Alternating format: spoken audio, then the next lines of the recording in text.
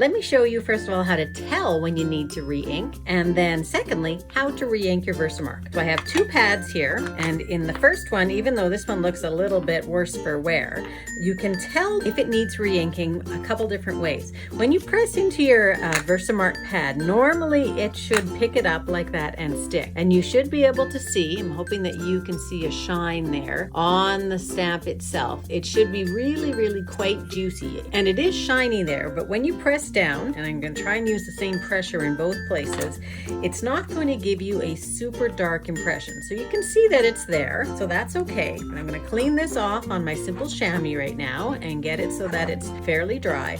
And now this guy here, when I pick it up, it sticks a little bit longer, and it has a much stronger, brighter, stickier color. So when I press this one down, it should come out a little bit darker, and it is quite a bit darker. So this one is okay. I'm not going to re-ink that one, but this guy here, I'm going to add a few drops. So I take an ink refill, Versamark ink refill, and I just dab that on all over. Comes out slow, so don't worry about that. And then I just take the top and I squish that all in. And when I first go to use my stamp, I'm going to stamp it sort of all over. I want to disperse that ink just a little bit. Then when I stamp this guy again, let's go on this side.